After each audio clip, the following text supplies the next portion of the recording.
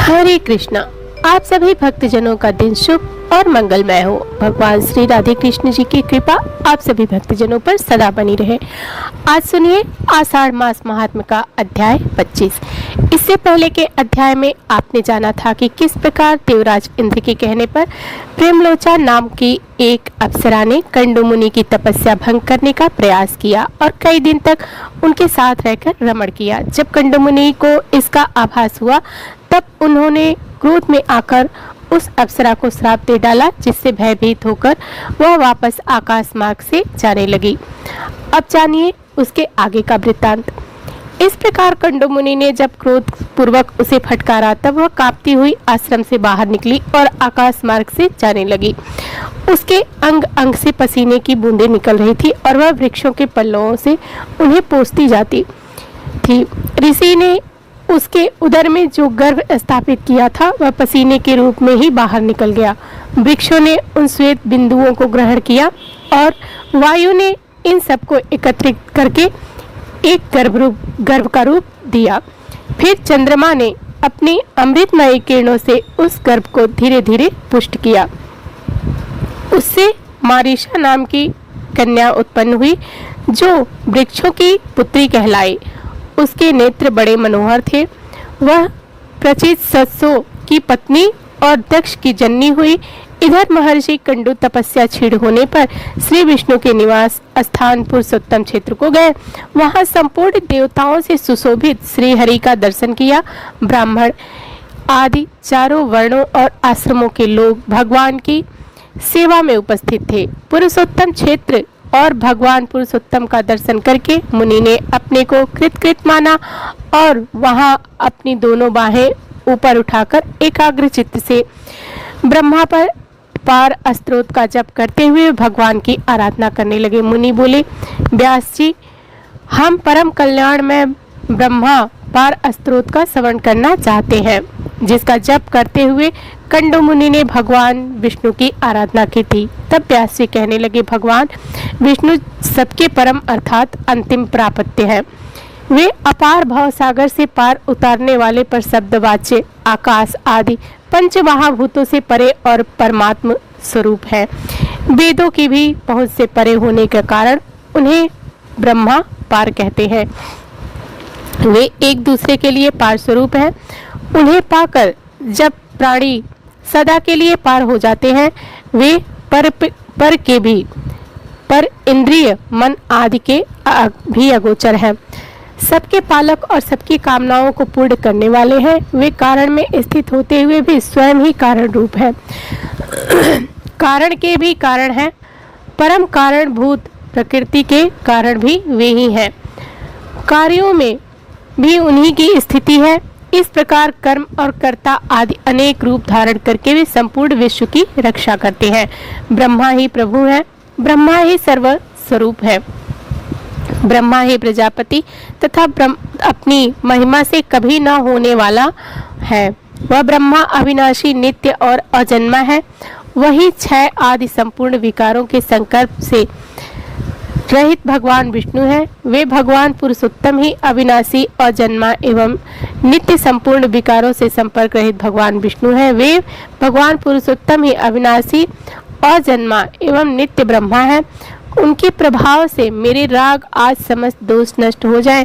मुनि के उस ब्रह्मा पार स्तोत्र का जप सुनकर और उनके सुदृढ़ पराभक्ति को जानकर भक्त वत्सल भगवान पुरुषोत्तम बड़े प्रसन्न हुए और उनके पास जाकर बोले, मुनि, तुम्हारे मन में जो अभिलाषा हो उसे कहो, मैं तुम्हें वर देने के लिए आया हूँ।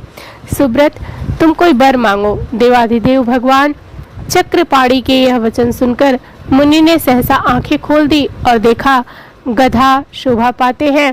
माथे पर मुकुट और भुजाओं में भुजबंद सुशोभित है। चार भुजाएं अंग अंग से उतारता टपकती है।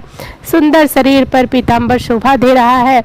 श्री वत्स चिन्ह से युक्त वक्षस्थल वनमाला विभूषित है। श्री हरि समस्त शुभ लक्षणों से युक्त दिखाई देते हैं। उनके अंगों में सब प्रकार के रत्नमय आभूषण शोभा पाते हैं। श्री अंग में दिव्य चंदन लगा है और दिव्य हार उनकी शोभा बढ़ा रहा है। इस प्रकार भगवान की झांकी देखकर कंडू मुनि के शरीर में रोमांच आया। उन्होंने दंड की भांति पृथ्वी पर गिरकर साष्टांग प्रणाम किया और कहा, आज मेरा जन्म सफल हुआ, आज मेरी तपस्या का फल मिल गया। ऐसा कहकर मुनि ने किया और कहा, आज भगवान की स्तुति आरंभ की। कंडू मुनि बोले, हे नारायण, हरे श्री कृष्ण, श्री वात्सांग जगतपते, हे जगत बीज, जगत धाम, जगत साक्षिण, आपको नमस्कार है।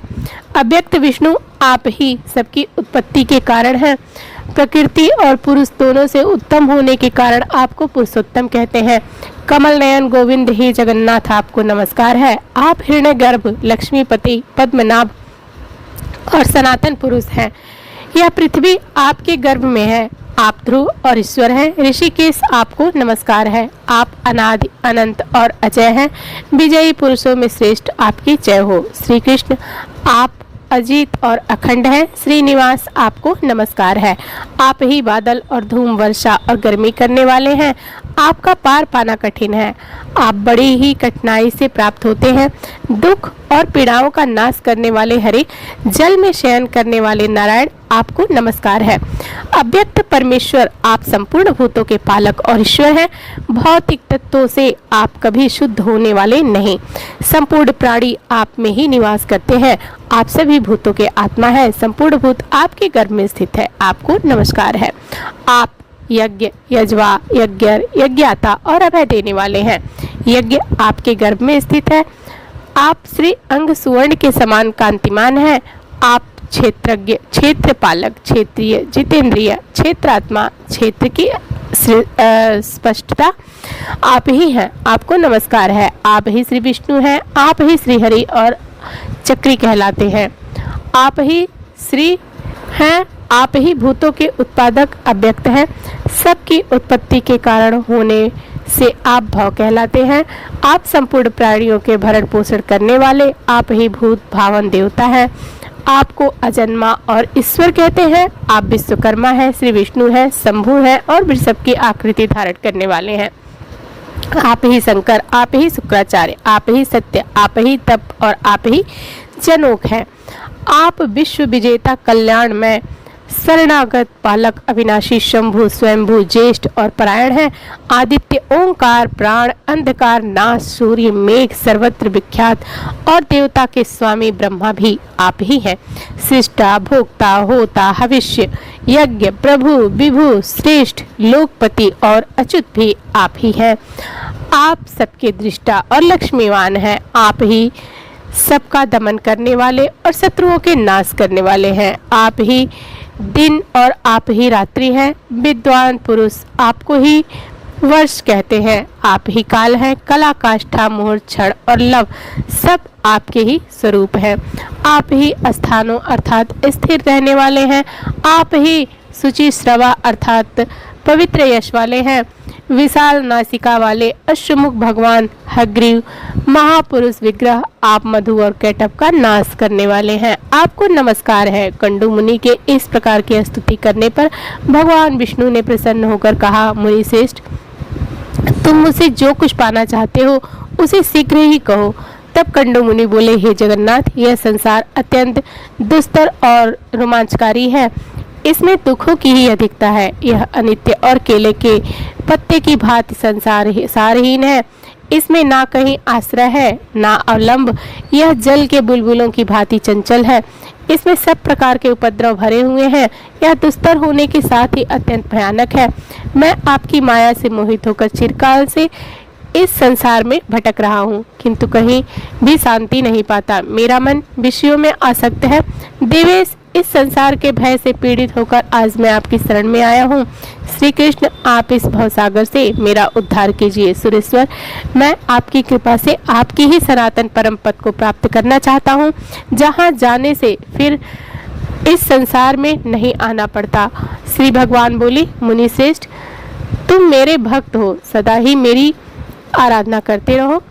तुम्हें मेरे प्रसाद से अभिष्ट मोक्ष पद की प्राप्ति होगी। विप्रवर, मेरे भक्त क्षत्रिय, वैश्य, स्त्री, शूद्र तथा अंत्यज भी परम सिद्धि को प्राप्त होते हैं।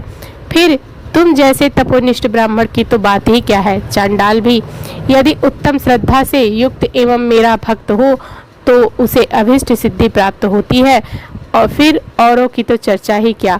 व्यास जी कहते हैं, ऐसा कहकर भक्तवत्सल भगवान विष्णु वहीं अंतर ध्यान हो गए। उनके चले जाने पर मुनि कंडू बहुत प्रसन्न हुए और समस्त कामनाओं का त्याग करके स्वस्थ चित्त हो गए। कामनाओं का त्याग करके स्वस्थ चित्त हो गए, समस्त इंद्रियों को वश में करके ममता और अहंकार से रहित होकर एकाग्र चित्त से भगवान पुरुषोत्तम का ध्यान करने लगे। भगवान के निर्लेप, निर्गुण, शांत और सन्मात्र स्वरूप का चिंतन करते हुए उन्हें दुर्लभ मोक्ष प्राप्त कर लिया। जो महात्मा कंडू की कथा को पढ़वा अथवा सुनता है वह सब पापों से मुक्त होकर स्वर्गलोक में जाता है। मुनियों, इस प्रकार मैंने इस कर्म भूमि तथा मोक्ष दायक पुरुषोत्तम क्षेत्र का वर्णन किया, जहाँ साक्षात भगवान पुरुषोत्तम निवास करते हैं। जो मनुष्य संसार जनित दुखों का नाश और मोक्ष प्रदान करने वाले वरदायक भगवान श्री पुरुषोत्तम का भक्ति पूर्वक दर्शन, स्तवन और ध्यान करते हैं, वे समस्त दोषों से मुक्त होकर भगवान के अविनाशी धाम में जाते हैं। जय श्री कृष्णा। आज का अध्याय यहीं पर समाप्त हुआ। अगले अध्याय में आप सुनेंगे मुनियों का भगवान के अवतार के संबंध में प्रश्न और श्री व्यास जी के द्वारा उसके उत्तर का वर्णन। कथा अच्छी लगे तो हमारे चैनल को सब्सक्राइब, वीडियो को लाइक करना ना भूलें। मिलते हैं अगली वीडियो में। धन्यवाद।